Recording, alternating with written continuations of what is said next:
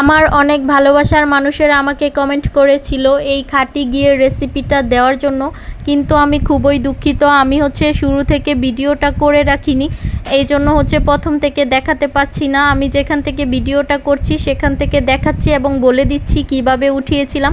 এই যে এখানে দেখতে পাচ্ছেন মাখন আমি কড়াইয়ে দিয়েছি। এই মাখনটা মূলত আমি দুধের সর থেকে নিয়েছি। আমি বেশ কয়েকদিন ধরে দুধের সর জমাচ্ছিলাম ডিপ ফ্রিজে, তো ওই সরটা নামিয়ে রেখেছিলাম ডিপ ফ্রিজ থেকে। এরপর যখন একটু বরফটা ছেড়ে দিয়েছে তখন হাত দিয়ে কচলিয়ে ভালোভাবে মেখে নিচ্ছিলাম, আর সাথে কলের নর্মাল পানি দিয়ে দিয়েছি। এতে করে এই মাখনটা পারফেক্টভাবে উঠে গিয়েছিল।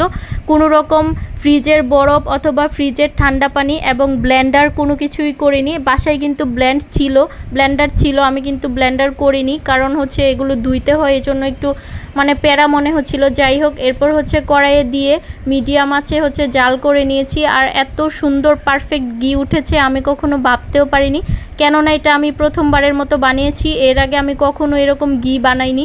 এই যে দেখতেই পাচ্ছেন ঘিটা কত সুন্দর জমাট বেঁধেছে।